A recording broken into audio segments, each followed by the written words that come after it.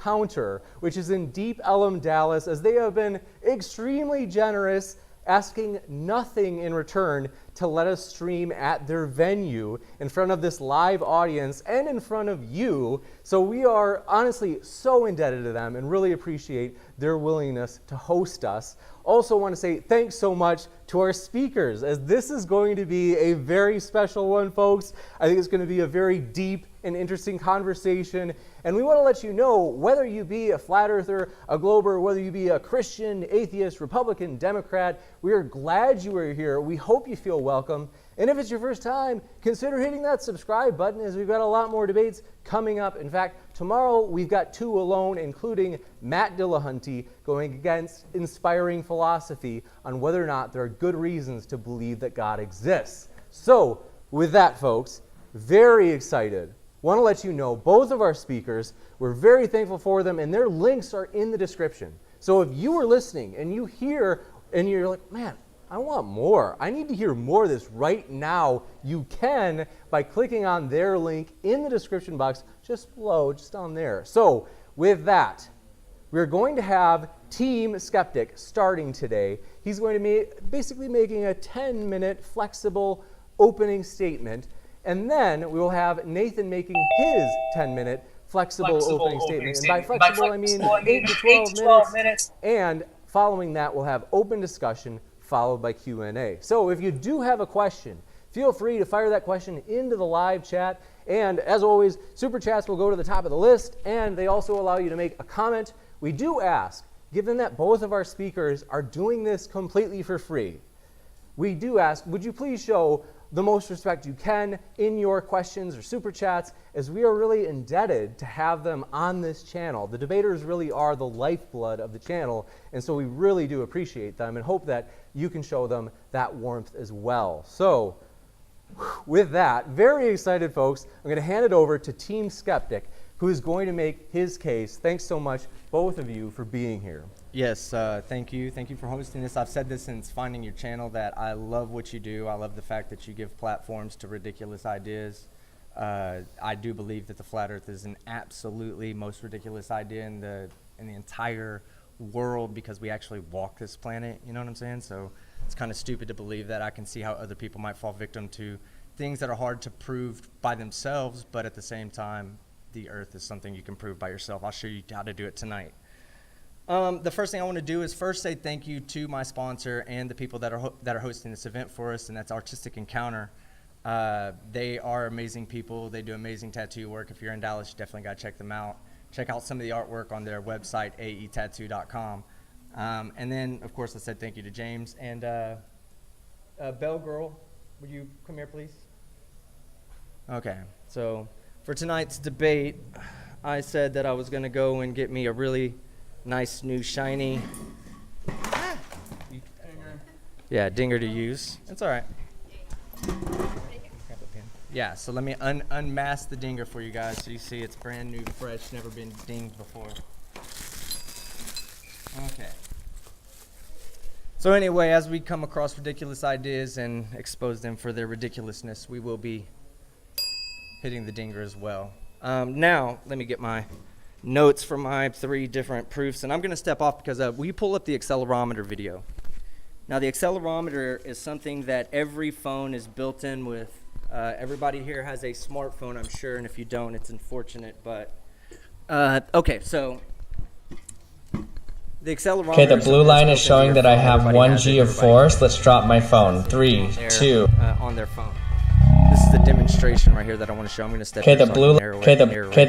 All right, in this demonstration. Okay, the blue line is showing that I have 1G of force. Let's drop my phone. 3, 2. When not accelerating is at 1G in the vector of the center of the Earth.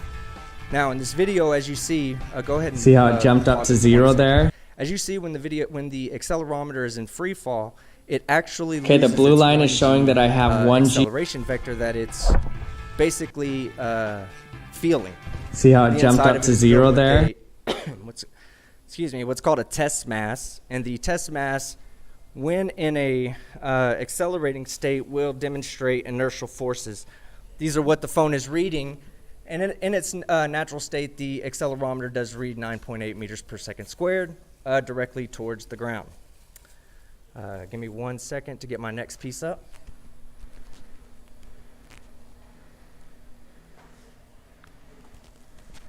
Okay, now if you'll go, I'm going to go back over here. Go to the one called bubbles. Okay, now this is a practical demonstration. Give it 1 second before you start it, Stephen. Okay, this is a practical demonstration that anybody can do at home.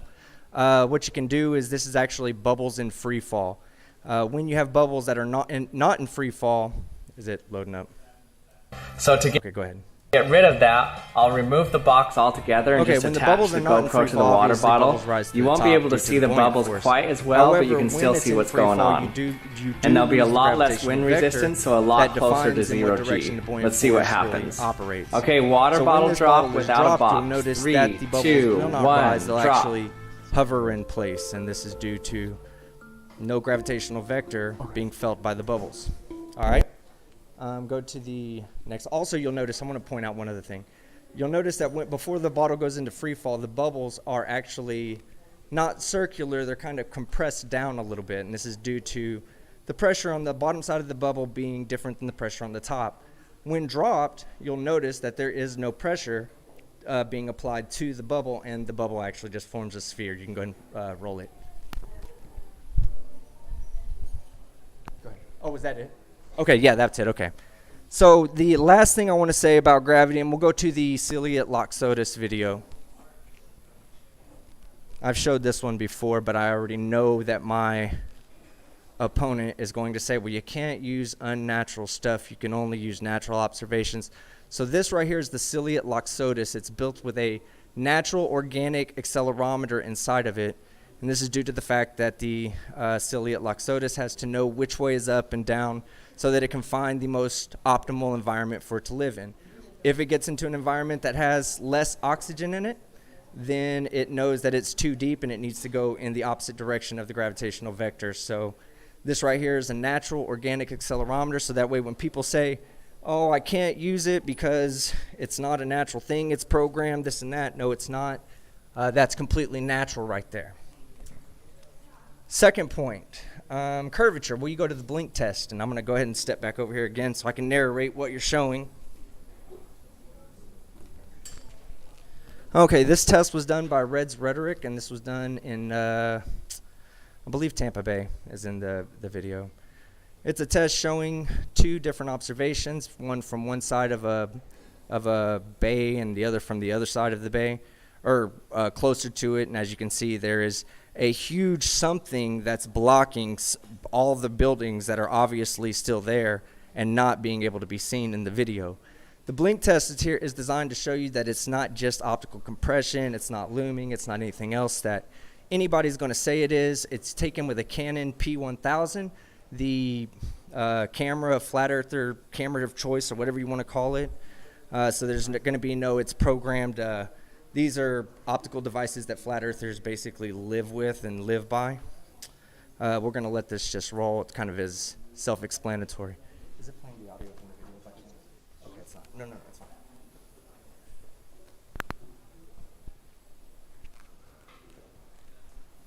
Okay, as you see, this is taken from one side of the bay, and you can actually see the horizon, the Tampa Bay horizon, or Tampa Bay on the horizon, I'm sorry.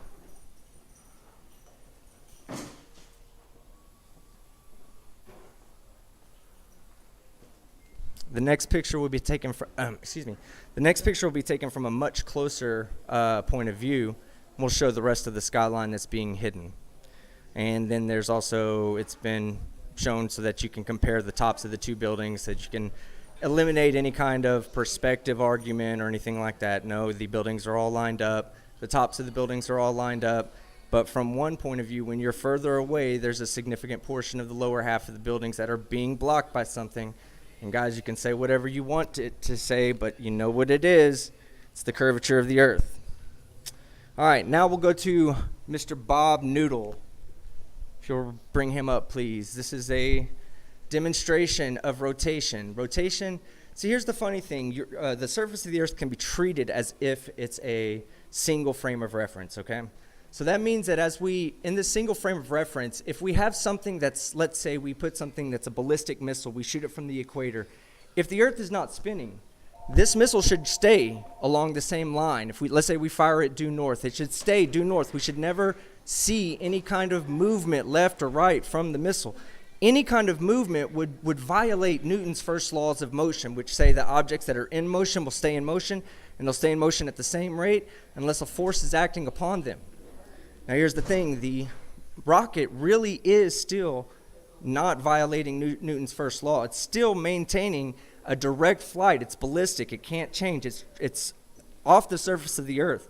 It's just traveling in a straight line. But to us on the Earth, since we're rotating, it appears to deflect in the direction of rotation when fired away from the equator. Now, this right here, this will demonstrate a practical demonstration, because not everybody has ballistic missiles sitting around, nor does anybody have expensive laser or fiber optic gyroscopes. But a flat earther did go out and get one for his demonstration to prove that the Earth didn't rotate, and this was his result, obviously. You can go ahead and play the audio on this one, since everybody loves hearing Bob Noodle's voice so much. There is no rotation to the Earth.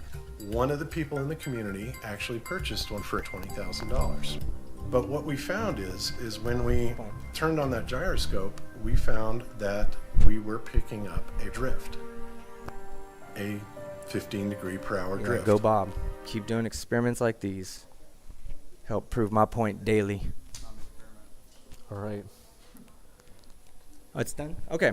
So those are my points. Those are irrefutable points. There's not going to be a way of explaining this. I'd love to hear somebody try. Somebody who's a little bit more qualified than my opponent, but at the same time, that's what I'm left to deal with at this point. I'll concede my time to the moderator, and he can pass it on over to that guy. Thank you very much, Team Skeptic, for that opening statement. We will now be Oh, I'm sorry.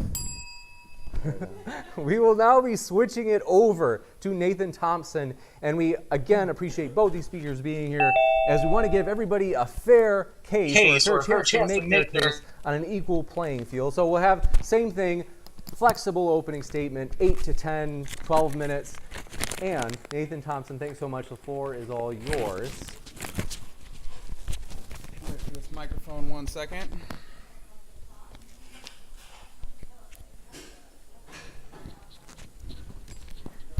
All right, hopefully you guys can hear me. I want to say thank you to James for inviting me out here to do the debate. I really appreciate that. He flew me in from South Carolina, so much appreciated. Thanks Team Skeptic for being here to talk about whether or not the Earth is a tilted cartoon spinning ball or the flat stationary Earth that we all observe. The first point I'd like to go over is, does the Earth spin? Now we're taught in mainstream science that the Earth spins 1,039 miles an hour at the equator. Well, there's two problems with that, and that is it would create one of two effects. Either the atmosphere would rotate as a cohesive body with the Earth, moving with the Earth, or there will be what science calls a Coriolis effect, and the atmosphere would move separately from the Earth. So first I want to go over the atmosphere moving cohesively as one synchronous body. There's a problem with that, and the problem is that Earth's atmosphere would have to increase in velocity the higher you go up. So as an airplane takes off from the ground, it's moving at 1,039 miles an hour, but as it extends its radius from the Earth, it would have to increase in velocity, and that means that all that atmosphere would also have to be increasing in velocity. The problem with that is there's no force that would cause that. Gravity allegedly pulls all things down, not sideways. So I choose to reject this hypothesis because a column of air will not move as one cohesive body as a result of moving your hand back and forth or as a result of the Earth spinning 1,000 miles an hour. And what I mean by that is if I move my notebook left to right in front of my face, all the air above my notebook is not also moving left to right. That's not how fluid dynamics work. So this is also not even what mainstream science teaches. So if anyone tells you that the Earth's atmosphere moves with the Earth, they, one, deny mainstream science, and two, they presuppose Earth's movement. And they'll talk about how, well, if you're in a train moving straight and you throw a ball in the air, the ball comes right back down. Yeah, well, if you're in a train that's not moving at all and you throw the ball in the air, it also comes right back down. So not a good argument. Now, this is what science teaches, is that there is an atmospheric blender effect or a Coriolis effect. What would really happen if the Earth spun, guys? This is an indisputable law of fluid dynamics. What would happen is it would move faster towards the center or the surface of Earth, like a blender, and it would move slower towards the outer regions.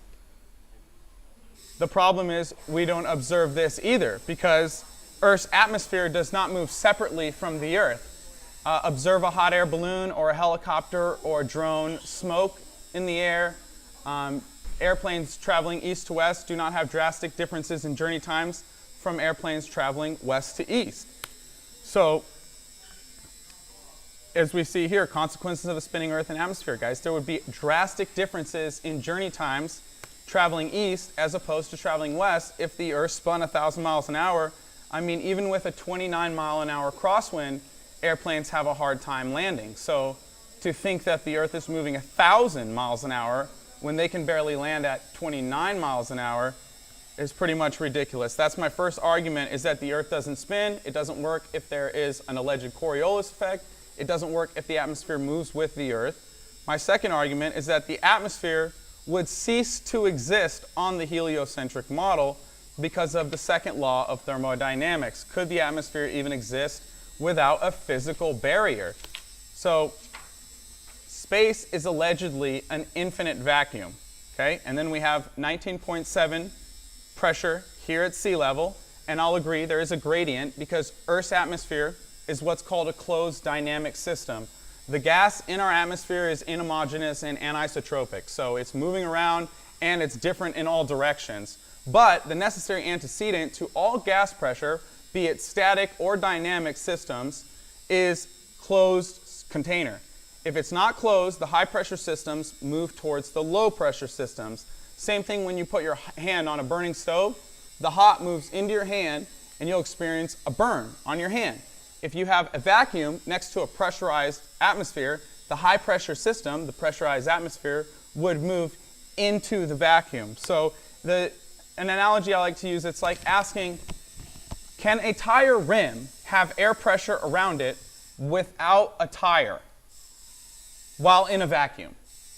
Or could a tire rim have a pressure gradient around it without a tire in a vacuum? The answer is no. It's just common sense, but it's also law of entropy. That's why if you look up pictures of the South Pole, pictures of satellites, pictures of Earth's solar system, they are all cartoons. The heliocentric religion is based on cartoon cosmology, outdated pseudoscience.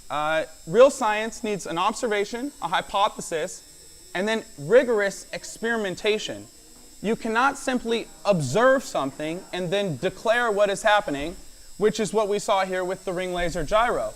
And if you're going to observe and declare that that is Earth rotation being measured by the ring laser gyro, well then I would ask, well, why is Bob Nodell, when he does the test at 14,000 feet, he's experiencing over 1 degree difference in alleged Earth rotation when he changes altitude at the same latitude? So if you're at the same latitude, Earth should be all moving at the same speed, but when you take that ring laser gyroscope and you move down in elevation, you experience over 1 degree change in Earth rotation? No, that doesn't even make sense. It's not measuring Earth rotation. It's simply a fallacy called affirming the consequent, where you observe and declare. If P, then Q, P happens, so Q.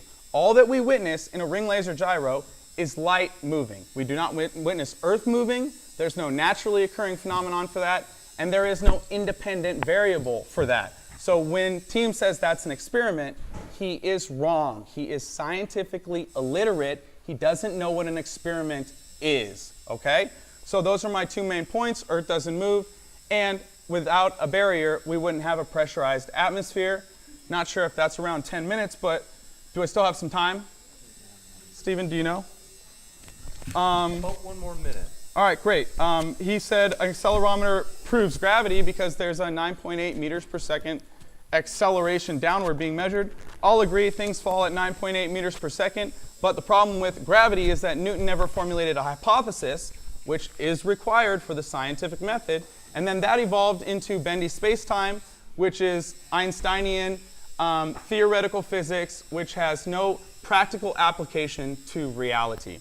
So, thank you for my With time. that, thank you very much, Nathan, for that opening statement. Now we will go into the part that makes me feel the most nervous and excited at the same time. This will be the open discussion section. So hold me accountable in the live chat.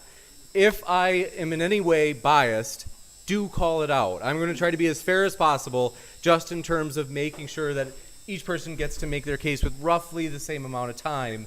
And so thank you very much, gentlemen, for your opening statements, and we will now go into the open discussion time. Great. You said Earth curves at 24 miles. You could observe it from the other side of the bay at Tampa. I would like to know, how can Chicago be seen from 57 miles away? Also, I have 6 lighthouses here. Well, just Chicago. How can you see it from 60 miles away if Earth curves 0.666 feet per mile squared? According to AutoCAD, Pythagorean theorem, and Sujita, you would have to have a downward vertical drop in all directions. So if that is happening, why can we see Chicago from the other side of Lake Michigan? I mean, it's already been described and proven several times as to why you can see it on certain days. Not every day, certain days. And you know this, so there's no point in even bringing up something that's an irrelevant point, or an irrelevant observation. That's not even an observation I brought up. I brought up the Tampa Bay one, which was at a much closer distance and didn't rely on atmospheric conditions to make that observation. The observation can be made by anybody tomorrow if they want. They can be made the next day or yesterday. It can be made at any time, because the observations at that distance, the atmospheric conditions at that distance aren't really playing a role in the observation that I'm presenting as evidence. So at what That distance do atmospheric conditions play a role? Well, there's absolute atmospheric conditions that play a role in So they play a role in refraction and I mean, the miraging that can happen from temperature inversion. Those are different than what I was showing in my presentation. So to argue a point that I'm not even bringing up without you even being knowledgeable or having any evidence to support, you're just making a blanket comment of, oh, well, what about this one observation I saw on YouTube? You didn't make the observation. You don't know the guy that made the observation. You don't know I've been to Chicago. I did the Lake Michigan test. I did it myself. I've been there. Where's your evidence? What do you mean? We can pull up my YouTube video of me in Chicago. Where's your evidence? Okay, pull but also, up your evidence of you all in right, Chicago. here's my evidence right here. Anyone can go on Google Earth, type in Chicago, Illinois, okay? Turn on photos in the left-hand column. Find this photo taken from the beach. Am I still sharing my screen, Stephen? Excellent. Find this photo taken from the beach. Download the photo and examine it yourself, okay? So if the Earth's a globe in the size and shape that we've been taught, then only the top 340 feet of the Sears Willis Tower would be visible from this picture, which is my evidence on Google Earth. Anyone can pull up. So the Willis Tower the refractive index for that day. The Willis Tower is 1,000. The refractive index. You know this. You're willing to present the evidence, a visual observation with the evidence of refraction that with the refractive index to back up that what we're seeing is something that we should see every day and not just under certain circumstances. So refraction is going to cause the Willis Tower to come up above 1,014 feet of curvature. Sure. Why not? I can actually bring up a video online showing extreme refraction in completely altered atmospheric environments that you would never believe that could even possibly be. We're talking about light bending around objects that's clearly looking at it before the atmosphere is densed around it by the pouring of I believe it was liquid butane on it, supercooled butane, which simulated the environment to being in a highly refractive environment. And what do you know? The light comes colors you can't even see. Now all of a sudden they're bright as fuck, like they're right there the whole time.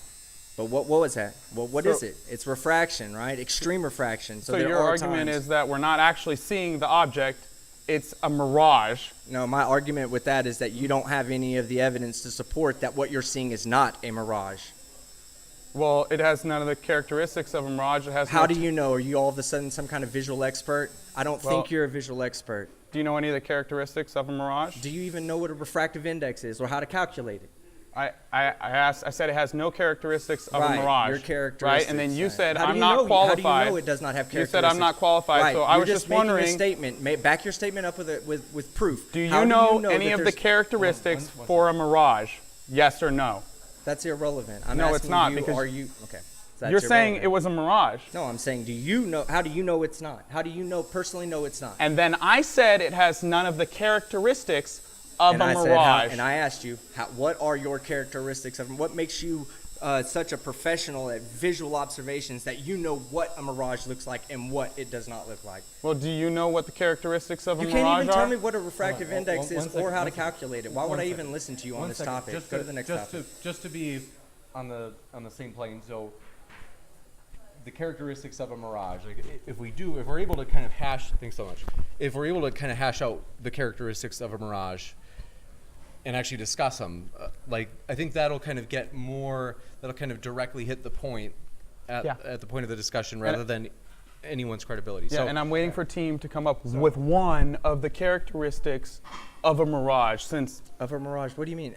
Explain to me what you mean by a mirage. There are inferior mirages. There's superior mirages. What type of mirage do you want? I mean, do you want me to give you an example of what I'm talking about, or what a temperature inversion is? Well, that's where the light goes into a higher temperature medium, and because of the fact that it's a higher temperature medium, the light bends up so that it appears lower than where it actually is. So what type of mirage is causing the Chicago skyline to hover 1,000 feet behind the Earth curve?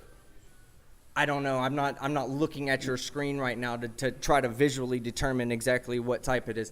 I told you before plenty of times, I'll tell you again, if you're going to be providing evidence, then you need to be backing it up with the claims that you're making. If you're saying that, okay, I'm seeing the Chicago skyline, why is that? And I say, well, it's because that we're seeing atmospheric conditions that allow on this particular day, under these particular atmospheric conditions, that we're able to see this observation, that we're not going to see it every day. You can't prove me wrong just with one simple picture that you don't even have a refractive index on the picture. You're just saying, hey, look at this picture. Guys, look, it's more than I can see. Prove to me that it's more than you can see. Prove to me that there's no way that that's a possibility to occur on the globe Earth under like ideal atmospheric circumstances and conditions. You can't. All you can do is show the picture and go, look, it doesn't look like it's a mirage to me, it has no characteristics. That doesn't work for me. I don't give a shit about your opinion about that picture. Your uneducated and uninformed opinion. all right, let's go back to Nathan. Yeah.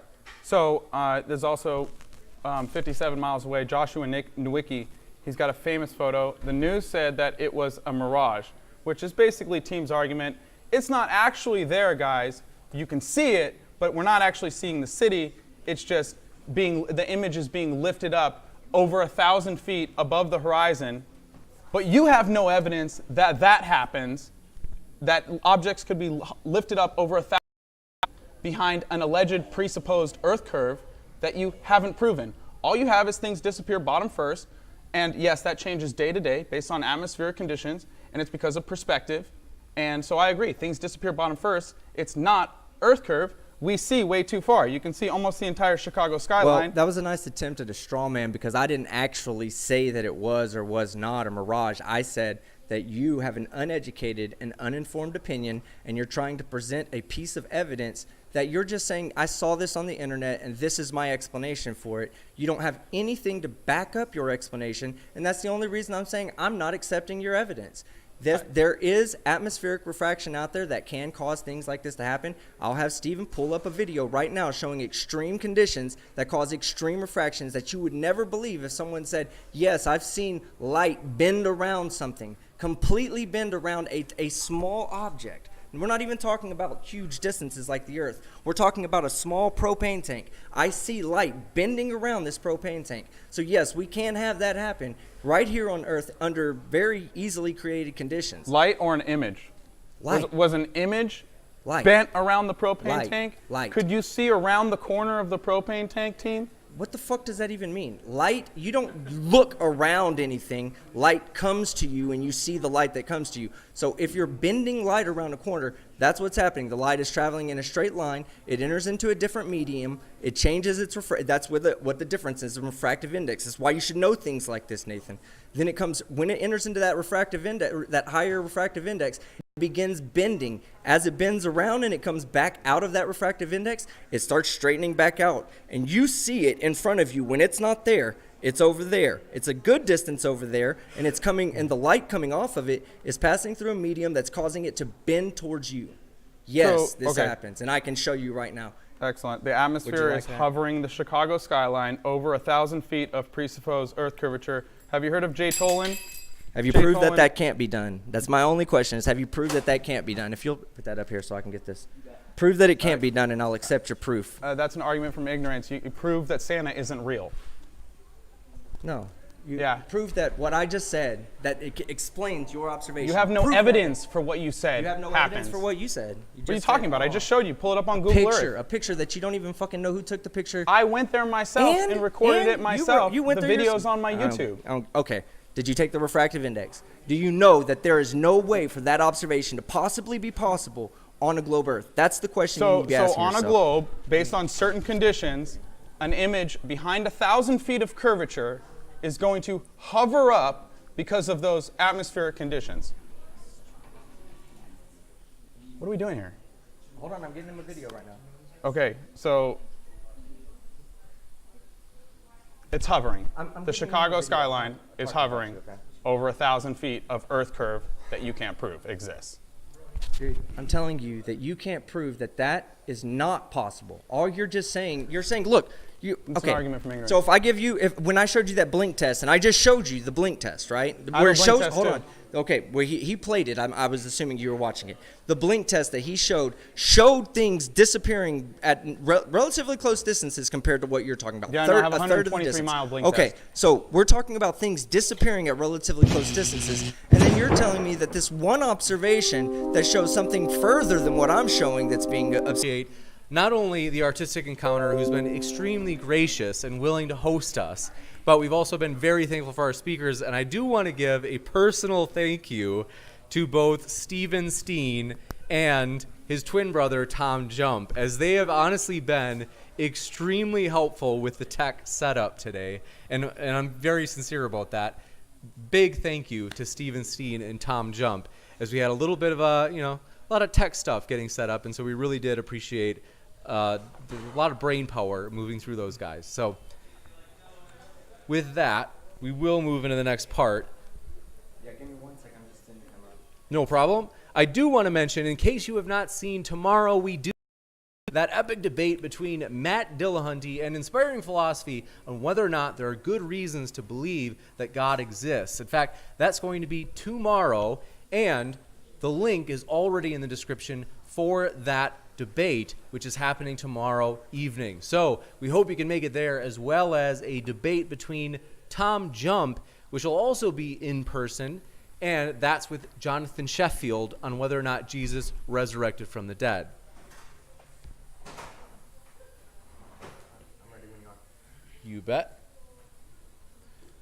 Having just a little bit of a lag yet. So if it's possible, if anyone who happens to be streaming right now would be willing to switch to their data. If they're using the Wi-Fi, we weren't able to connect to the modem. So if you happen to be using the Wi-Fi right now, it might possibly help reduce the buffering and help us catch up with the video.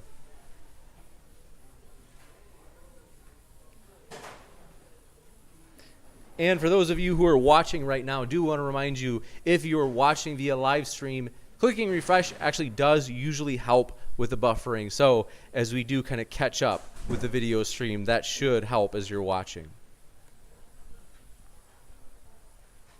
Also, on Sunday, still at the Artistic Encounter, who we, as mentioned, really appreciate their generosity, Aaron Ra will be debating Dr. Mick Leroy on creation evolution. So all of these debates will be in person. That's Dr.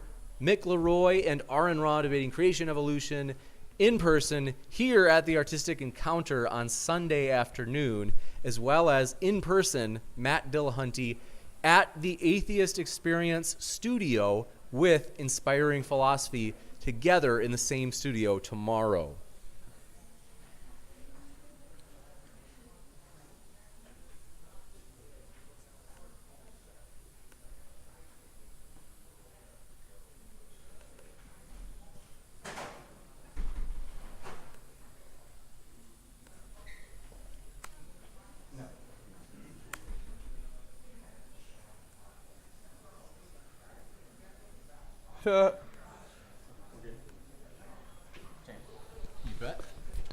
Okay, so sorry for all that delay, guys, but here we go. And I just want to point this out, and this is why I refuse to accept evidence where people say, hey, look, I saw this picture.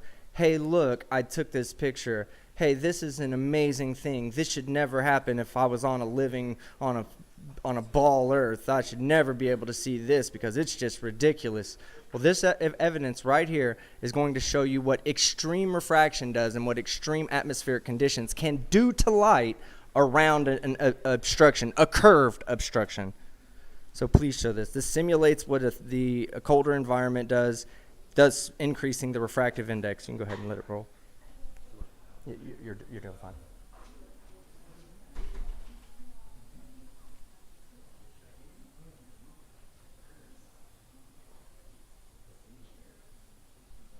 Can you walk us through what's going on here, team? Yeah, well, it's waiting on the video to play. Okay, there it goes.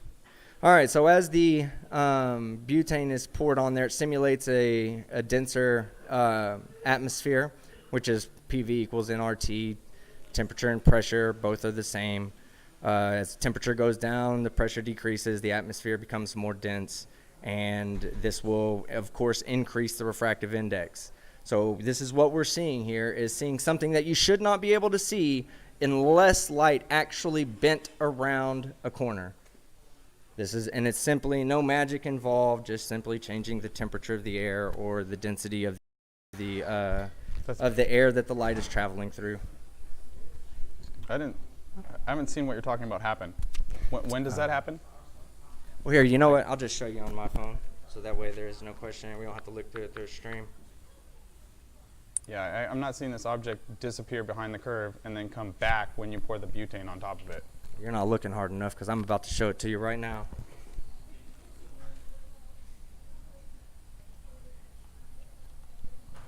Skip it up to where it needs to be. Okay, I can still see the object. But you saw the object. It had multiple colors, right? Green, red, yellow. It's not behind the curve. Now. You can't see it behind the curve of this butane tank or propane tank, whatever kind of tank that is. Now watch when it gets poured on there. Tell me what colors you see. How do you know it's not just splitting the colors of the top of the butane tank? Please just watch. Are you telling me that that's not on the thing before? You can't see it before? You don't see the red just rising up to the top? Yeah. Mm-hmm. So the red, but you can't see, you see a small sliver of it. Okay? You shouldn't be able to see any of it. You shouldn't be able to see any of it. That's what I'm saying. Light bent is...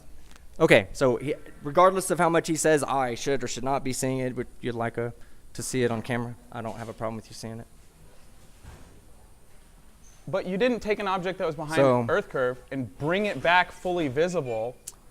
Okay, so what I've said on multiple occasions, and I'll continue to say it again, until you prove that that's not possible on the round Earth, I'm not going to accept that it's positive proof or exclusive proof for the flat Earth. Okay. It's not how it works. Well, you got to prove to me that it's impossible for that to be an observation that we can possibly see on a globe Earth. Then you're working with something. Until then, you're just working with this observation. And like I said, I'm not trying to be an asshole or anything, but it's an uneducated and uninformed observation that you're just pointing out and saying this is evidence for a flat Earth. How big is the Earth and how much Earth curve should we see? That's irrelevant. Well, how big is it? What do you mean, how is that irrelevant? I just explained to you on why you can see distances further than what you think you should be able to see due to atmospheric conditions. So until you make a more defined question and say, how much should I see on this temperature with this much pressure and at this height. much- I mean, what how much curve observation did we height? see on- you know on the what? Tampa? Hey, look down on the ground. Put your eyeball on the ground, and guess what? The Earth, the entire Earth curves away from you at that point. When you make your viewer height 0 feet, how high is your viewer height? Of course, how far should I see? How far should we see, Nathan? Tell me. On our model, how far should we see? Well, that's what I'm trying to find out. No. Tell me. What do You're you the mean one your model? debunking. You obviously I know don't- what I'm I trying to believe, learn right? what You're your telling model me. is. Also, the Well, then what are audience you doing might here? not know what are what you your doing model here? If you're is. trying to learn it now, what are you doing here? You're I the also one wanna telling me that clarify what for I the believe audience. is wrong. So tell me how I'm wrong. I don't want to talk about beliefs, okay? I want to clarify for the audience, how big is your ball-tilted Earth in space? It has a circumference of about 25,000 miles. Excellent. So at 10 miles, At the equator, yeah. at 10 miles, how much Earth curve should we see, Team Skeptic? See, that's the how ignorant your question is, because you're not giving me a viewer height. You're not giving me anything. At sea You're saying- level. At sea level. Okay, so How much should Earth drop downward in 10 miles there's with 0 observer there's height, an team? equation out there that is It's 8 inches per mile no, squared. it's not 8 inches per mile squared. Can you please plot out what 8 inches per mile squared is on a fucking graph, and then show the world what 8 inches per mile squared looks like on a graph, and tell me that that's what I believe the shape of the fucking Earth is? What do you want me to use, AutoCAD, Sagitta, or Pythagorean theorem? Anything, any goddamn thing out there. Just plot out what 8 inches per mile squared. Let's see how mathematically literate you Sure. are. Which one do you want me to use, Sagitta, Pythagorean? Whatever you want to use. Pick whichever one you want. Plot out on a graph what the graph looks like at 8 inches per mile squared, please, and show the people of here how smart you are and how that's what I believe the Earth looks like. Okay, so You're about to look dumb as fuck, by the way. So according to Sagitta, at 10 miles, we would see 66.69 feet of Earth curve. According to Pythagorean theorem, According we to, would see- do the fucking math, Nathan. Plot it out. I asked you to do something. Plot out that particular equation on a graph and tell me that that looks like a globe Earth. I just asked. Graph at it 10 out. miles. Plot the graph. Plot the graph. I just asked Hold at on, 10 Hold on, miles. please, everybody. Please, everybody. Yeah, I Hold just on. asked at 10 miles how much Plot Earth it out. curve should Plot we out the see? graph. No, plot out what you just said. 8 inches per mile squared. Plot that out on a graph and tell me that I believe the Earth looks like that. Please. Okay, so at 10 miles, you did a blink test at 24 miles. Do from you? the Tampa. I didn't do it. Red's Rhetoric did. Yes. And time out. Do you know what the shape of the fucking graph is going to be at 8 inches per mile squared? So the blink Are you test- that literate in math? Wow, dude.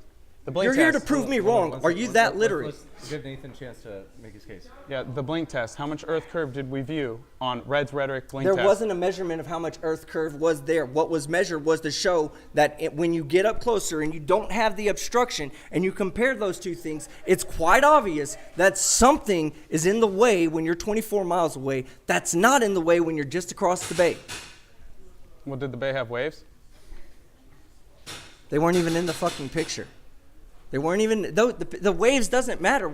Do you even understand how perspective works now? Do you even understand that if you're looking, and okay, I'm going to explain something to you for everybody that's dumb enough to use this argument of perspective. When your eye level is this high for something, no matter how fucking far away it gets, for something to obstruct it more, it has to be above that. Do you understand that? Not No, necessarily. yes, absolutely fucking necessary. It's in the goddamn graph right there. Depends on your angle of attack. Let's hear the case or the side problem. Just relax, bro. It's okay. I'm if not- your cartoon globe religion. I want you to falls apart. prove. I want you to Give- graph it we're gonna out give right Nathan now. A chance just to. So, if you do have a depiction of the graph, thanks so much. If you have a graph. No, I was just we can- asking Earth we can- curve at 10 miles. If it's a ball, like he said, 25,000 miles around, you could plug it into AutoCAD. I'll answer your At 10 miles, there One- should be one a second. vertical drop. Yeah, please stop interrupting while I dismantle Hold on. your globe Here's religion. Okay? So, at 10 miles, the Earth should drop vertically if we're on a globe. No matter what, okay? The Earth would have to drop vertically, tangent to your feet, if the Earth is a globe. We do not observe a tangent vertical drop to our feet anywhere. That's why you can see Mount San Jacinto from 123 miles. You got a 20-mile blink test. I raise your 20-mile blink test to 123 All right, miles. back to what I was saying at the entire thing, beginning. please don't interrupt. We let you rant and run around and dance around and show your videos We'll give you a for second. quite some time, okay? We'll give you a little bit. Say, to keep it Still, so Earth curve at 10 miles, an answer. Do we have an answer for how much vertical drop we should see from sea level for Earth curve at 10 miles, Team Skeptic. Do you want me to give you your calculation at 8 inches per mile squared? Because that's So- not a so fucking. I I'm need a still waiting for you. numerical Hold value on. for How would you much even know? Earth Hey, how about this? curve I could we just make should up a fucking see number, Nathan. You at would have 10 no idea whether I miles. was right or not. Oh, really? Yeah, you I could just make up a number That's for right. how And you much know Earth what? curve we You know should why see you at 10 wouldn't know? miles? One second. Because You you're could just fucking make up a mathematically number for how much illiterate. Earth curve there is. 1 second. Fancy. It's fair. I think it is fair. Like if I think both sides in this case have asked like kind of for the specifications for the case at hand, and so I think that's okay. So what I want to do is I think Team Skeptic was asking for like specifications, which I think is both sides have asked for, and that's a fair question. So we'll let him ask the question, and then we'll come right back to you. I promise. Nathan wants to know what the trigonomic answer to a question is that he just throws out and goes, oh, you can't answer that. Yeah, I don't have a trigonometry calculator on me to do all the trigonomic fucking functions that I can't do in my fucking head because you want to use a basic simplified equation of 8 inches per mile squared, and I'm still at this point asking you, do you even know what the shape is of the graph of that equation? Do you? Yes or no? So you're asking? Yeah, I'm asking, me? do you know this? Yeah, it's a parabola. Then why the fuck are you using it? Because it's That's accurate. fucking stupid. Because it's Let's Again, give him a chance to respond. because it's trying to use an equation that's none. Okay, I'm sorry. Yes, go ahead. because it's accurate up to 1,000 miles. How and would you're you not even know? doing, Well, because I've got the AutoCAD, the Pythagorean theorem, and the Sagitta right here. You're telling and me you won't don't pay know how to attention. do the equations yourself? Let's just. No, I do. You don't know because I asked you how much curve we should see at 10 miles, and you didn't know. How much should we see? How much should we see? Do that. No, Well- no. Don't look there. Tell me how much we should. No, It's easy. stop looking. 666. Oh, 666. And how did you come up with that, Nathan? I How didn't did you make come up No, the how Earth did you curve. come up with I that think number? it's flat. How did you come up with that number? What I did equation your did you math. use? No, what equation did you use? You gave the Admit the measurements. equation right now. You Don't gave don't the avoid my measurements. question. Hold on, You gave the measurements Don't for the avoid my globe. question. It's your measurements. Hold on. You told me it's a globe Hold on. 25,000 miles around, Hold on Einstein. a second. Okay? He does. He's So I asking- used your hold on a measurements. second. He's asking for the equation, which like it seems relevant. So is it? Let's give him a chance. He's asked for the equation, and Don't look for the answer. Give me the equation. Do the math for According me to right now. Pythagorean theorem, it's 8 inches per mile squared. God. And that's You accurate are up so dumb. and that's accurate up to 1,000 feet. That's just Again, an ad hominem. I don't care if it breaks. I don't care if you want to call it an ad hom or not. You're using an equation that does not even have is it not right even here. relevant to I the have shape it. of the Earth. Yeah. Jesus. You mean to say that your pizza Earth is flying through space up it like this? Wouldn't that be a straw man? Wouldn't that be Yeah. me telling you something that you don't believe in? Well, guess what? I don't think the Earth's a parabola. You think it's 25,000 Guess miles what? around though, I right? don't think it's a fucking parabola. So you stop think it's using these 25,000 parabolic equations and saying this is what I believe, because guess what? You're fucking wrong. AutoCAD's not a parabolic equation. AutoCAD's a program they use to make engineering parts. Okay, so you don't know what you're talking about. You're just reading numbers from somebody else and believing them. Yes? Yeah, but the AutoCAD. Yes or no? Are you the doing that? AutoCAD Yes or no? Matches. Are the you Pythagorean doing that? theorem. Yes or no?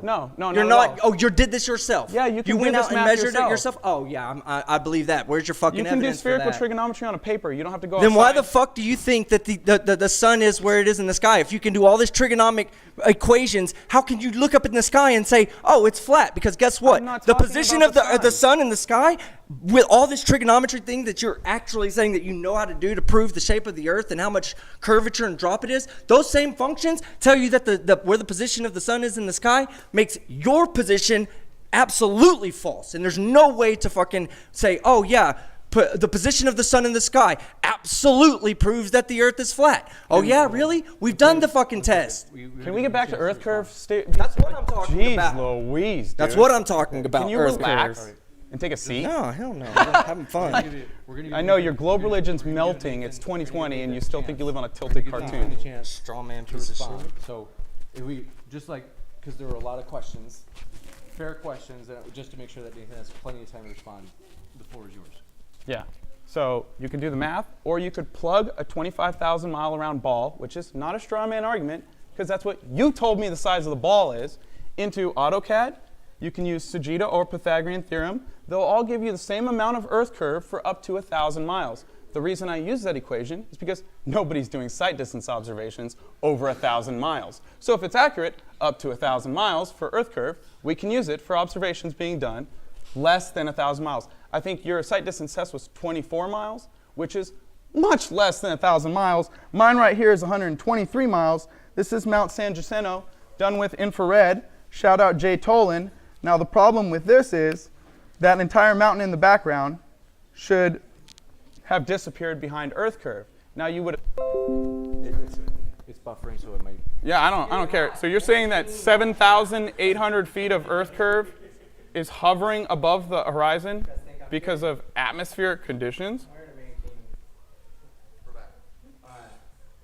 Okay, so Mount San Jacinto is 123 miles away.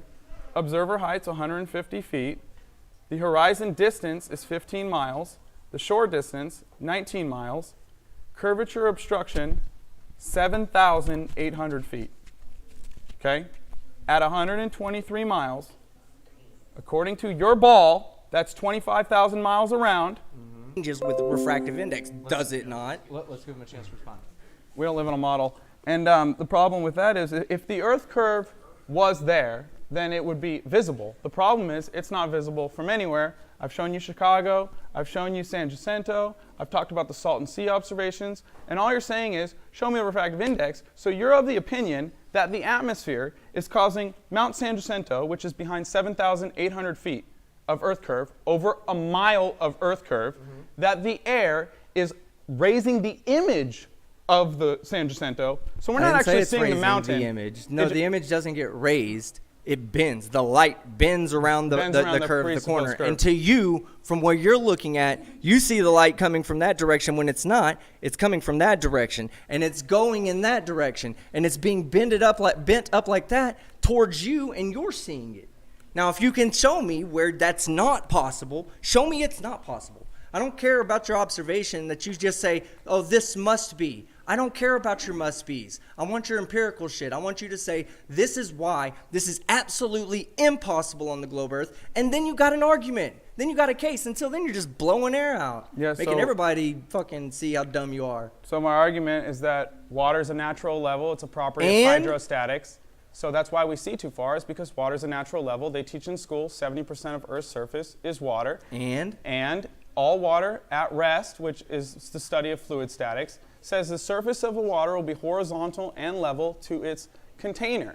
So all water you've ever seen, whether it's in a cup, a bowl, a bathtub, a pool, or a lake or an ocean, is one, contained, That's and two, great, bro. Great observation, but what does that have to do with the Earth? Could just relax, team. Yeah, just relax, please. We'll give you a little bit. I know. I'm sorry. And then just because it's a lot of information. I was just saying water's level, and it's a property of hydrostatics. And the surface is a natural. You were saying it ad nauseum. Let me answer to Hold you. on, sorry. I want to let Nathan. I want to let him finish. I was just saying that I don't want to give you too much longer because it's a lot of information.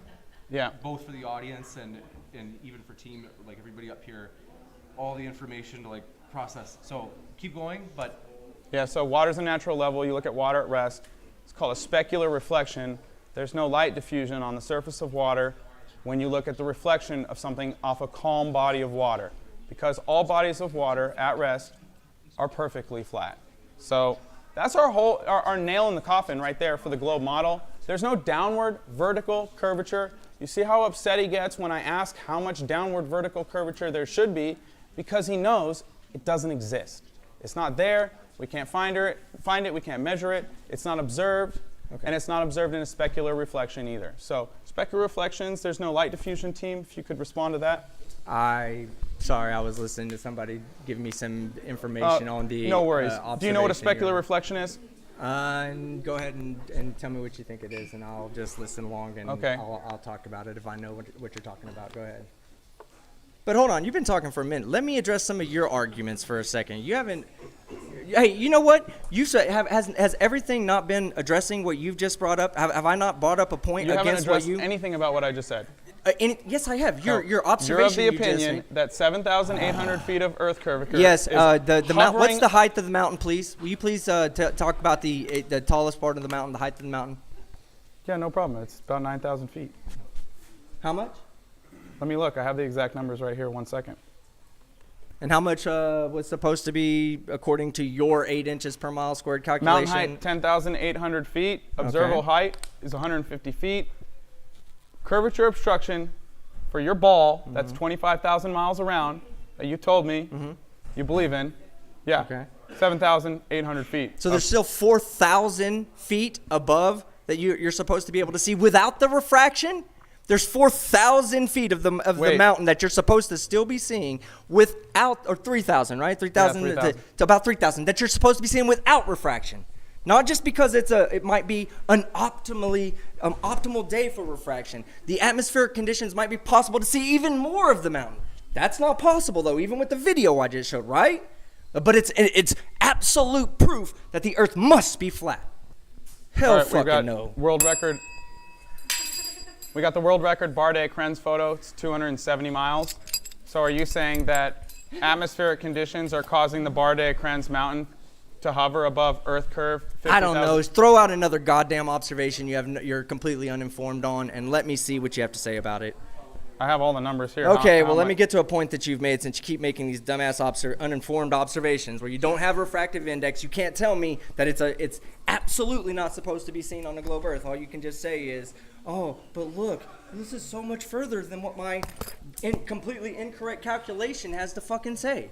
So let me go ahead and start reading off some of the shit that you brought up. Okay, so you said that the atmosphere must increase in velocity. Well, what kind of velocity there, Nathan? Would you, as it goes up in the sky, is it linear velocity? Is it angular velocity? What type of velocity is it supposed to go so dramatically high, much higher as you go up? And how much more should it go at, let's say, 2 miles up? How much faster should the atmosphere? So tell me first, define what kind of velocity you're talking about as it goes up. And then second, tell me how much faster it's supposed to be so I can show you exactly where you're wrong. So you're of the opinion the atmosphere moves with the Earth?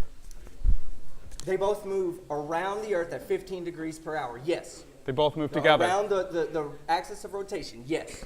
So the Prove it atmosphere is moving with the Earth. That's what Coriolis shows us, yes, absolutely. Coriolis states that the atmosphere moves separately from the Earth. The atmosphere is not physically attached to the Earth any more than the air molecules inside of your car as you drive are physically attached to your fucking car. Okay, so if it's not physically attached, how does Earth drag it with its rotation? How does your car drag the atmosphere when it drives off? Why, when you begin to drive, you don't feel the air hit you in the fucking face? Well, because the car is a closed container. That was one of my arguments in my opening, is And that we'll you get can't to have that, gas and pressure without a closed container. We'll get to that very incorrect argument in a moment, because Yes. you absolutely have this predefined notion of what a barrier must be, and you're absolutely incorrect on that as well. So why do you compare being on a ball in space to being in a car? The atmosphere, you don't have to. I can show you a video where there's not, where it isn't a closed car and the atmosphere inside of an uncontained system is still moving relative to the frame of reference. Yes, I can show you that. So, That it's not completely impossible just because you say you don't get it and it is impossible. Because when you turn on a blender, Yeah? the center moves faster than the outer portion. Okay. You agree? Yes, yes. Okay. So if the Earth has a Coriolis and the atmosphere moves separately from the Earth, When did this just happen? Do you think the Earth just started rotating last year and the atmosphere was there and they were all stuck in one spot and now the atmosphere just started, or the Earth started rotating and now we got to wait for the blender to catch up with everything? team, I don't think No. the Earth rotates. I'm trying to That's your understand problem. argument. Nobody cares about your ignorances. I don't care about them either. We'll see it when we get to the does. Q&A. It does. I showed you with the optical gyroscope. I'm telling you with Coriolis, there's no way you can describe how Coriolis is possible without talking about the rotation of the Earth. There you is would no have Coriolis. So just hurricanes just happen to rotate in one direction north of the equator and in another direction opposite of the equator. The weather systems, all weather systems, just Wait. happen to Wait, so follow you- what Coriolis force, the existence of a Coriolis force would predict. All of those follow that, but there's no Coriolis force. You have proof of that. So your argument is that storms are spinning. Well, do you have proof of what you just said? Can you stop interrupting me for 2 To seconds? answer my question, okay? do you have proof that there is no Coriolis? Yeah, of course I do. Show it to me. You throw something in the air and it comes right back down. No Team shit. Skeptic. Yeah. No shit. Right. Coriolis right. states that right. the Tell atmosphere me. What moves- should happen? What should happen? Tell me. I'm about to. No. No. Tell me what should happen. Yeah. Coriolis states that the atmosphere moves separately from the Earth. So what So should if you look at Neil deGrasse Tyson's Twitter, he says that field goals are made or lost based on the fact that a ball is flying in the air, the atmosphere, the second reference frame from the moving ball Earth you believe in, Okay, so you're using Neil deGrasse Tyson as your evidence? Hold on. I'm explaining how Coriolis works, okay? Okay, well, get to a point. Stop trying to be so dramatically long with your descriptions. Just get to the fucking point so I can tell you how you're wrong. If the Earth has a Coriolis, objects in the atmosphere would experience a Earth rotating underneath them. That's what the Coriolis is. Okay. And we experience none of that. So every sniper out there says that when they say that they're looking at a target, oh yeah, okay, yeah, let's do that. Let's talk sniper about argument. that. Because I can bring up a sniper on here that's a sniper on the internet that says when you fire in the direction of rotation, your target will drop relative to you. Relative to your to the way you're firing, and when you fire in the opposite direction, your target will raise. So it's dropping or raising based on the rotation. Yeah, isn't that what you just fucking brought up about Neil deGrasse Tyson? How long is the? Do you even understand what the whole purpose of what he said was? Let's give him a chance. How long is the sniper bullet in the air for? Less than a second? Who fucking cares? Well, sniper, you have no idea. That you don't. Are you just making an assumption on a video that you haven't watched just to support your narrative? Can we? Because you know what? You don't know how far sniper bullets go. Sniper bullets that are shot at relatively short distances don't necessarily take a Coriolis into account. But if they are shooting at great distances, which is usually done on a range, they absolutely do take it into account. Right, and I've got video to show it. Let's give him a chance to respond, and then we can come back to the video. But go ahead, Nathan. So this gentleman's argument is that in a split second, the Earth rotated under a sniper bullet. Well, my question to you is, does Earth rotate under drones, helicopters, hot air balloons, or airplanes traveling west to east and east to west? Of course they do. Do you understand that conservation of momentum is a thing? Do you understand that in aerodynamics, when you have aerodynamics and you put an object that is an aerodynamic object that is controlled flight, it uses the air around it to control its flight. Not the ground beneath it, the air around it. So if it gets into the air and the air just starts taking off in one direction, guess what? The fucking drone isn't just going to sit there and experience the air going around it unless it has a sensor that aligns it to the ground. No, it's going to think that its frame of reference, which is the pocket of air it's in, is completely fucking still, and it's just going to go right along with the air. That's how fucking aerodynamics works. That's how come when you take a helicopter and you go above a spot, it's going to rotate at 15 degrees per hour inside of the atmosphere, not because of the ground below it, but because of the atmosphere that it's inside of. So the helicopter rotates at 15 degrees with the Earth, is what you're saying? Yes. Okay, so why doesn't the sniper bullet do that? What are you talking about? It does. Conservation of fucking momentum. You just said Earth rotated under the sniper bullet. Right? You just said Nathan, Earth listen, if you jump up and down right now, the Earth rotates underneath you. Do you agree with that? What? In my model, when you jump up and down, just because you don't understand it doesn't mean anything, okay? When the bullet is fired, the bullet is ballistic. Do you agree with that, yes or no? So the Earth moves under you when you jump? Agree, yes or no. Quit trying to avoid my question. Wait, you just said you know I'm about to prove you wrong, so answer the question or don't. Do you understand that when the bullet is fired, it's ballistic? Do you understand that? Yeah, like a ballistic. Do you understand that when the bullet is fired, it's ballistic? Could you define that for the audience, please? It means that it's not powered. It's under its own fucking power. It's been shot out, and there's nothing else to guide it or anything, okay? It doesn't have powered flight. Just like my water bottle. Toss it in the air. Toss it in the air. That's fucking ballistic right there, yeah, okay? Did Earth rotate under it? Yes, it did. And Earth rotated under it at 1,000 miles an hour. You're ignorant. No, 15 degrees per hour.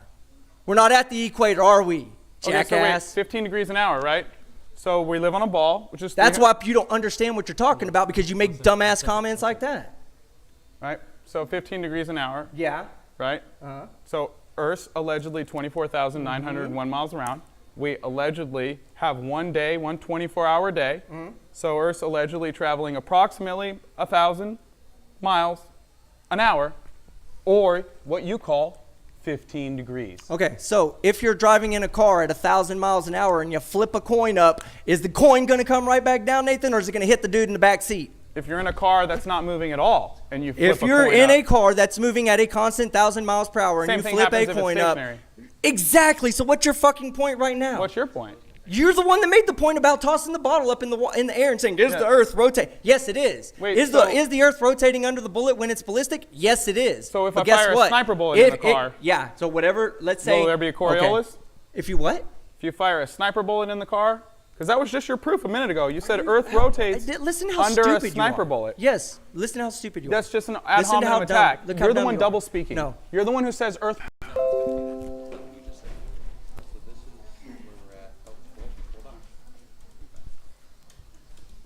So with that, we will be going into the Q&A. Thanks so much, everybody, for your questions. I'm going to work through as many as I can get. We, given that we have had a kind of a up and down connection, we are going to try to make this, we'll try to get through as many as we possibly can. I can't promise we'll get through every single question, and forgive me if we don't get through your super chat. I'm very serious. If you do want kind of a refund, shoot me an email if you've made like a significant super chat hoping that it would get read. You know, we can try to kind of work with you on that as we try to get through as many as we can. So thanks for your patience. The stream appears to be back from what I'm looking at in the live chat. So thanks so much. We appreciate all your questions, and here we go with those first questions. So first, I want to say thanks so much for your super chat from John Rapp. Let's see. And some of these I might have to censor. So let's see. So John Rapp had said, the moon is in Earth's atmosphere, and since rockets need something to push on, we could have gotten to the moon. Sometimes as I'm kind of idling rather than debating. What? He said, so the moon, the atmosphere extends out to the moon, so we could have gotten there because the rocket would have had something to push off of.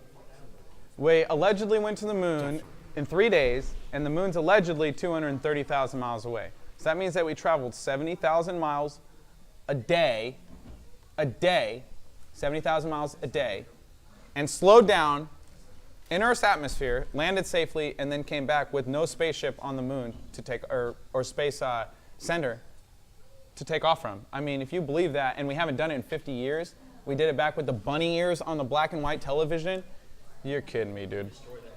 You're kidding Gotcha. me. Thanks so much. We are going to jump to the next one, and then we're going to go to an in-person audience question. Steven Steen says, watching Sexy James live. That's really sick. Thanks, Steven. We appreciate that. Consistent and twisted. Next, we do have an in-person audience question. So thanks so much. We appreciate it. Can I please say, let me introduce this person. This is Ruben right here. He's a good friend of mine, but he's not necessarily a globe earther. So he's not here to troll or anything like that. He just has a question. So I'd like to let him ask it. Okay, so I don't know if any of y'all have been to Cabo, but there's like arches, and then there's like a mountain. Or if you've been deep sea fishing in Cabo, that's where it leaves from. So leaving from there and not seeing it anymore, if I were to put on binoculars, could I see that mountain again if it goes under the horizon? Yeah, well, that depends on atmospheric conditions, on if there's waves in the way. There could be waves in the way. I'm talking there about could subtle waters, letting it go under the horizon, watching it go under the horizon, lowering. Yeah. Because, I mean, essentially that's what I figured it would do, as what everything does when you drive away from it, kind of lowers under the horizon. So with it lowering under the horizon, if I were to pull out binoculars, if I could I see it? That's a hypothetical, dude. It's hard to answer an hypothetical like that. We can see too far. We can see that if Earth's a ball 25,000 miles around, then there should be a measurable vertical drop of 8 inches, roughly 8 inches per. Besides numbers, being visual and being a person that has eyes, and you know you're a smart person, and you know with watching, say you're on the boat and you can have binoculars, you can have every kind of meter that you want to, and you're watching the mountain go below the horizon, completely below the horizon, and you pull out your binoculars. Yeah. And you pull out your binoculars. There shouldn't be a factor on if you can see it or not. There is. It's the aperture. Okay. It's the amount of light being intaken through the optical. How viewing much of it apparatus. can you see then if it goes completely below the horizon? Hold on, one sec. Just to be sure that it doesn't turn into a debate with. But hey, I'm sure he'll be here to answer that question with you. I'll let you. I'll make sure you get a chance to talk to him about that. Oh, and thanks for the opportunity to let the audience. Definitely, and so please do let us know. those of you in the audience, happy to let you ask a question. And so we're going to try to alternate back and forth between the online audience and the live in-person audience as well. So I just Nathan, want to the show floor them. is yours. Yeah, cool. Real quick, I want to show them boats disappearing over the curve. I've got a slide for that.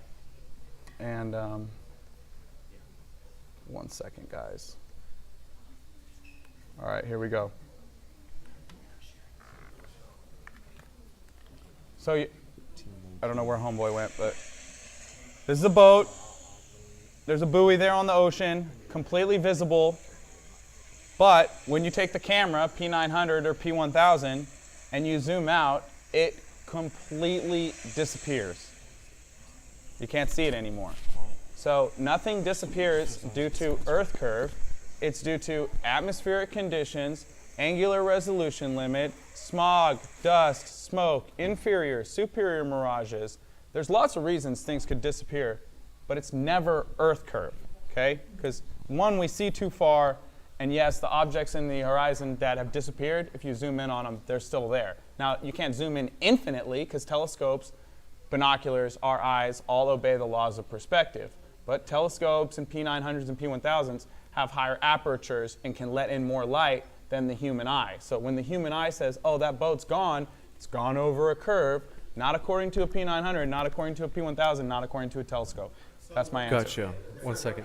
Just to get through as many questions. I know that there's I'll make sure it gets to you after we're all done. We're definitely gonna kind of go back and forth between. So next one is Alan H said, ask Nathan how GPS works on a flat Earth. Yeah, just instead of global positioning system, just pretend it's ground positioning system. They've got over 600,000 towers in the US, 6 million towers worldwide. There's no reason to believe that your cell phone's working because metal boxes above your head fall in a circle. Any box above your head that is falling, move out of the way. Just real quick, you know what? I'm just gonna go to, because this is what I said, google.com, images of satellites in space. There we go. Now here we go, James. Which one of those is real, James? Or do those all look like cartoons? Just be honest, as a moderator. Are any of those real, or are those all obviously cartoons? I'm not saying this just to try to play, what's the word?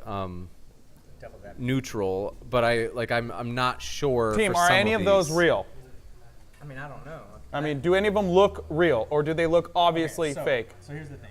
Graphics are so good right now that even if I thought they looked real, they could be fake. So what you're trying to show is, okay, let's say it like this. Let's say 10,000 pictures of satellites exist. Let's just imagine if 10,000 pictures of satellites exist. How many millions of pictures of artist renditions of satellites, or people who just drew them up or put them in with You're right. Photoshop? Maybe I should write real images of satellites in space. Yeah, All right, now I that's put what in you should fucking here. do. That's exactly what I you put should in do. real That's what I was saying, images. fucking Nathan, I do put in that, real right? images. Because that's the point I was making. I put in real images. Which one's the real one, dude? 1 second. We really do.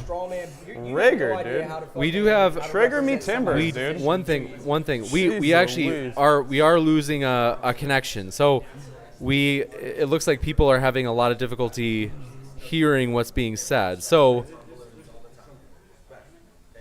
we look like we're back. So we will try to get through just a few more questions. Any other live Okay, you bet. I think I saw your hand first. I got a question for Skeptic. Okay, so how can you explain stars?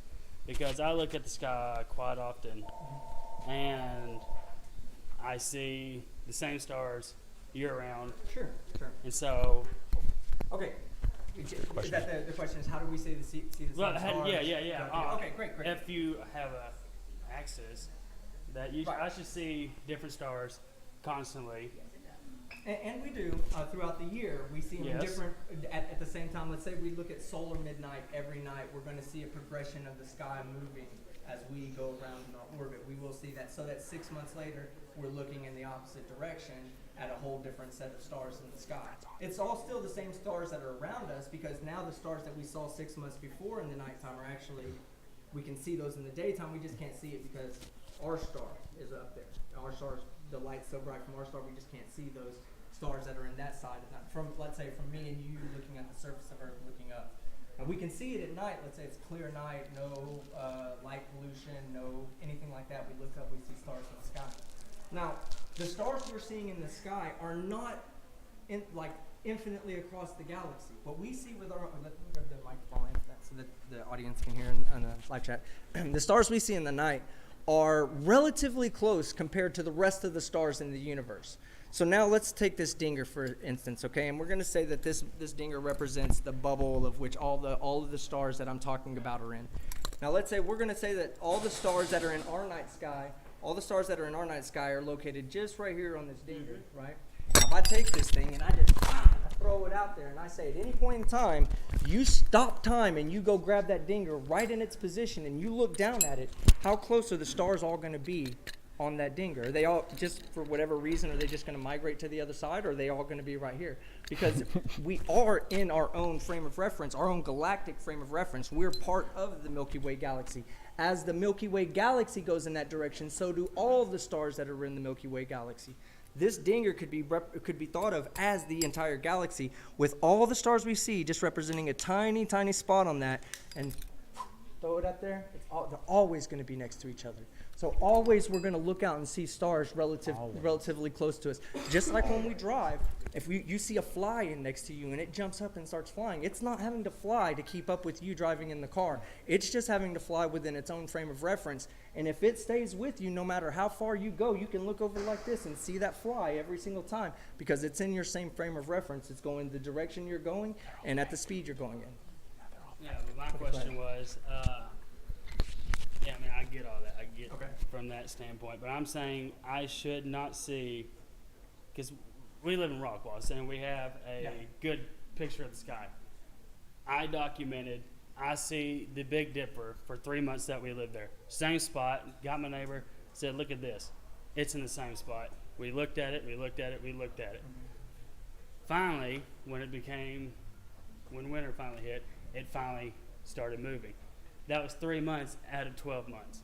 It should have been, since we go around the sun in 365 days, I shouldn't have seen that for 3 months out of the year, same exact spot. Yep. Well, it depends on your location on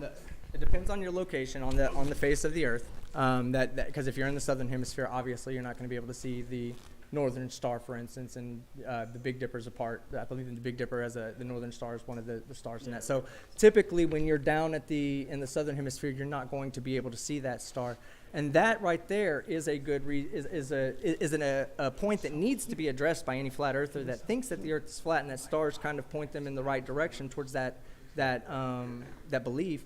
Needs to ask themselves, why can't they see the Big Dipper from below the equator, or the North Star? Now, as far as what you're asking, and it's still the same thing. I mean, when we go, it has to do with the length of the days, number one, because in the length of the days, we don't have a perfect 24-hour rotation. I think it's 23 hours, 56 minutes, and some odd seconds. So what we say on our clock, we don't stop the clock at 23 hours, 56 minutes. We stop it at 24 hours, and that's the next day. So there's 4 minutes that then becomes accounted for, and that slightly rotates the Earth each night in relation to your clock, not in relation to the actual Earth or the sky, but in relation to your clock. So each night at a different hour, you're going to have a different star that's right in front, not a different North Star, but like a different, like when you're talking about the Big Dipper and you say, let's say a portion of it, like the bottom portion or something, over time, at the same time of the night, for instance, not changing time of night, but at the same time of the night, that constellation will be in a different spot every single day, and 365 days will go around and it'll come right back down and be right back in the same spot. And that's a consequence of our celestial geometry and the fact that we actually do rotate, and it does take less than 24 hours to make a full rotation on our axis. If it didn't, then you would have an argument, because when we come over here, if it was a perfect 24 hours, for instance, then 6 months later we would always be looking in the same direction. Like noon would then be midnight 6 months later on our clocks, not necessarily like how we see it, because it is like that if we were to change our clocks to the 23-hour and 56-minute cycle. Then it would be every day we would see solar noon would be at the exact same time every day for every person on Earth. Okay, well, I'm fucking lost on this shit because what I'm asking is, you can Google this shit. Okay. And it says you can see this many constellations year round. It doesn't make a fuck if you're right here, right here, right here. Say this is the fucking sun. Okay. We'll give Okay. last follow-up question. Okay. And, you know, like you said, you only have such a Right. to see. Okay. Right here, son, I shouldn't see shit that I saw over here. Or over there, right here, right here. But we see it all year round. But I see it year round. But that's the thing, you should see it all year round because if I'm done. you should see it all year round. Well, you should see it all year round, except for there's some that will be visible during the daytime that you will not be able to visually see. So you, from being on this earth and looking up into the sky and saying, I don't see this constellation when it's supposed to be up at noon, isn't really a valid point to be saying, well, that's just proof that stars prove that the earth is flat. That's just ignorance. Thank you very much. We'll go to another online question or two, and then I promise we'll go to the next audience question. So thank you very much. Sarah, Stupid Whore Energy, as she calls herself. Glad to see you. She's Good to see you, Sarah. She's a troll. She says, Big Dipper actually does make a small circle on the sky as the Earth turns on its axis. Yeah, every night. Okay, I think in that case she's trying to answer a question rather than ask one. Maynard Saves asks, Nathan, you have answers to every conspiracy theory. Why hasn't the government shut you down or up yet? Could it be because you're just plain wrong? Yeah, I don't know why the government hasn't shut me down yet. You got it? Thank you very much. We're going to go to a person. Can I answer that question? Hold on, just to. No one asked you. I worry that we might go into another discussion section, but go ahead. You're not that important. So, Nathan, a question and a comment. The question is, why, explain moon phases and why does everyone that sees them see the same moon phase exactly at the same percentage at the same time? My second is a comment. I don't care what you think. I do care what you say, because your ignorance and arrogance is a disease. If we can get the question and answer the questions. Oh, man, okay, fine. Yeah. Anyways, that was going to be a good one. Okay. Join all the other trolls in my comment section. Yeah. You'll get blocked. Cool. You'll get blocked. Yeah. Keep your feelings to called yourself. This isn't a cognitive dating dissonance. show, okay? I don't care how you feel about me. Just a second. Okay. So, God, dude. What a joke. I think there was a question. Yeah, he wanted to know how moon phases work because he thinks moon phases prove we're on a spinning tilted ball. Okay? The moon is its own light. The light is putrefying. They said, why you can't zoom in on the sun, or why can't you zoom in on the sun once it sets? You can. Daryl Marble showed that in his presentation when we flew to South Korea and spoke about flat Earth in South Korea. So if you want to see that happen, look up Daryl Marble's video when we flew to South Korea. It's in there. Next question. Gotcha. Any other in-person questions? Gotcha. Team Skeptic, can you please tell me what your evidence is of the distance of the sun in relation to the Earth? Yeah. Okay. So there's an easy way to calculate. Well, it's not easy if you're not very well mathematically informed, or if you don't have the proper astronomical viewing devices. But if you understand how, our celestial geometry, you can then use the orbits of planets like Venus to calculate where your position is relative to that planet. And then you can also use Kepler's laws of motions to use the observations of Venus to determine its distance from the sun. Using all these observations and applying just a little bit of mathematical, trigonometry, you can then begin to calculate distance to the sun using objects in the sky. There's other ways of doing it by using, sticks and shadows. A lot of people don't like that. A lot of people like this guy don't like that, but it is a way of doing it because if the Earth is shaped a certain way, then there should be a certain observation, and if the Earth is shaped a different way, there should be a different observation. the same thing goes. Look, if They didn't prove you're distance out to there sun and with you're a sticks flat and earther, gyros. and I'm sure you've got 10 flat earth friends around the globe, okay? You got 10 flat earth friends around this amazing globe. You guys can test this for yourself. You can go and you can put sticks in the ground and you can each tell each other what the angle of the shadow is. The angle of the shadow doesn't tell you the length of anything. It just tells you where the sun is in the sky. Now go plot that out, okay? Lay down a piece of paper, take a string, take anything, and Those works on both models, a flat Earth and a round Earth. Any comment on that? yeah, Neil deGrasse Tyson is somebody who's an educator and entertainer, and a lot of times he'll say things that can be misinterpreted by people like you and misused by people like you. The idea is this right here. You take 2 sticks on a flat earth, you can't tell anything. Hold on one second. You take 2 sticks on a flat earth, you can make any 2 observations and say, yes, these match. But you add a 3rd stick, you come to a problem. You add a 4th stick, you get an even bigger problem. You add a 5th stick, you get an even bigger problem. Using the stick method alone is not going to give you any valid data as long as you have 1 stick. It's once you start adding more sticks, once you start increasing your data points, then you can get a true understanding of what you're actually dealing with.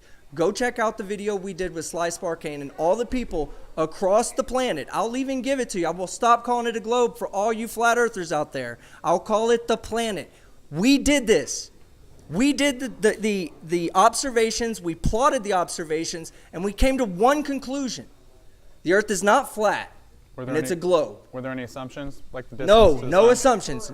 Zero assumptions. We just measured the position of the sun in the sky. Yeah, where's the refraction index for each individual observer? 1 second. We're gonna go with. Oh no, your refraction is taken into account on all that. The deal with refraction is this right here. When an object is coming in, well, Hold on a second. 1 second. okay, well we have it. We have it online. You can definitely look. Sly Sparkane, go on his channel. We plotted everything out. We even have all the data points for anybody that wants to check it out. See how we plotted out.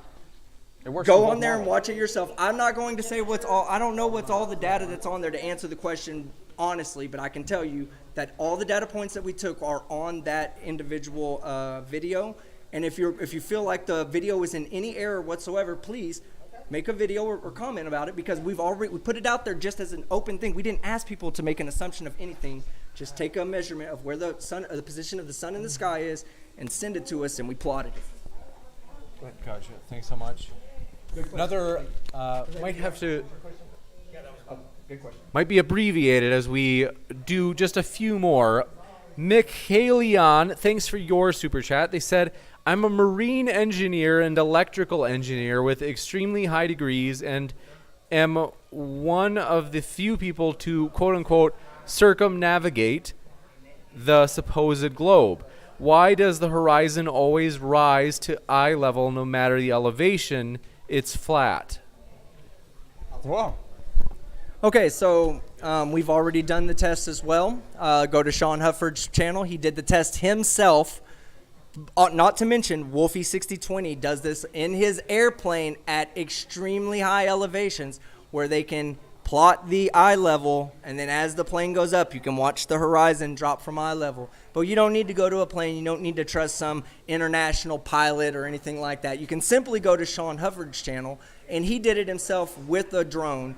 You can also go into the Burj Khalifa, which I know all of us, we can't really do that from here, but at the Burj Khalifa or any tall building, you can go down, and at ground floor, you can witness the sunset, and then you can jump in the elevator, go right back up, and sure enough, that sun comes right back up. You can watch the second sunset. Gotcha. Thanks so much. Appreciate it, team. Next up, maybe just one or two more. So, any other in-person audience questions? Otherwise, you bet.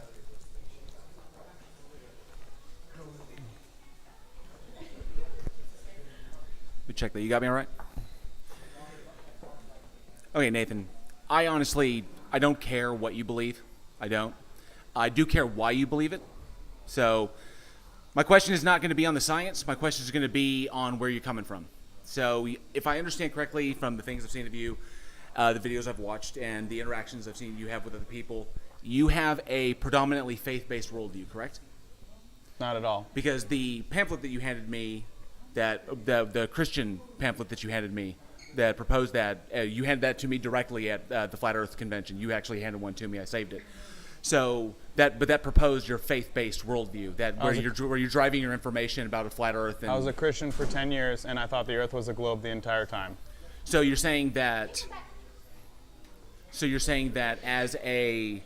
But you still hold that religious viewpoint. You're still a Christian, is what I'm saying. Yeah, I'm Christian. Okay, so Yeah. that's what I'm saying. So your worldview is faith-based. Okay, Yeah, well, this I'm is where you're Christian. driving the base points of your information. Everyone's worldview is faith-based. So that everyone's worldview it's is not. faith-based. It's demonstrably When you not. wake up in the morning, do you look at the floor before you put your feet down? So my question, Nathan, is this: You don't care what I believe, so why your even ask me a question? worldview. I don't care why you believe. Okay. Is what Yeah. I'm getting to. Your worldview is faith-based. When faith is demonstrably subjective to each individual, open to interpretation, as we've proven time and time again, as Matt Dillahuntly will prove in his upcoming debate. How can you base a scientific, empirical worldview on a viewpoint that cannot be determined by anything other than your own subjectivity? The Bible says test all things and hold fast to that which is true. So I did that, and the Earth's not a globe. So that's why I believe you didn't answer the Earth's question. not a globe. You're basing an empirical worldview, okay? Yeah, based upon, you're saying that you're holding an empirical worldview based upon a subjective world, where you're coming from is completely subjective. No. And open to interpretation. I was a globehead for 10 years and a Christian. The only reason I'm a flat earther and a Christian now is because I went out and tested the Earth, and it's flat. So my belief in a flat Earth has nothing to do with me being Christian. Yeah, it has only the fact that we see too far, large bodies of water don't curve, Earth's movement's never been proven, all space is fake, it's all cartoons, globers are just emotional, scientifically illiterate window lickers, dude. Really? So. Really? Well, we have an astrophysicist in the crowd that is absolutely lying at you every time you say, "Oh, we got Where's the astrophysicist? Why isn't he up here debating me? Why? Like, what give me a makes break. you think it's a he? Oh, I don't know. Well, why isn't she debating me? Because she doesn't want to waste her fucking time on a fucking piece of human trash you like do? you. But you do? Hey, I talk appreciate for it. I talk for Thank people you. like her. Thanks, Yeah. I appreciate you wasting the time on me. asked to do this. That was fun, watching you dance. Next up, thanks for your super chat from Jimmy. This is last question we'll have. So they asked Nathan to explain the Game of Thrones style ice wall. So Nathan, I'm not sure what they're referring to. If there's So basically, guys, I say this all the time. They put the truth in movies and on the radio, and they put the lies on the news and in the textbooks. So The Matrix was a documentary. The Truman Show was a documentary. We all live in a yellow submarine. The wheel in the sky keeps on turning. The fool on the hill sees the sun going down, and the eyes in his head tell him the earth's spinning round. Okay? So there's lots of truth in TV. There's no truth in the textbooks. You're better off learning where you live from Game of Thrones than Team Skeptic. You're going to go from there. Just want to say a couple of things. First, thanks so much. Artistic Encounter has been extremely gracious. We really appreciate. They have not asked for anything. So big shout out. Completely for free have hosted us, which is just extremely generous. We want to say thanks so much to our speakers for taking their time, who have also said completely for free that they'd be willing to do this. So we really appreciate them as well. So thank you very much, Nathan and Team Skeptic. And also, thanks so much for the help with the setup from Tom Jump and Steven Steen. Thanks for your questions. I'm so sorry if we didn't get to every question. We definitely appreciate them, though, and want to say thanks so much for your support, as this channel really, it really is kind of your channel, folks. And we want to say thanks so much for all of your help. Thanks, everybody, for being here tonight in person. It's been a true pleasure. So with that, take care. Keep sifting out the reasonable from the unreasonable.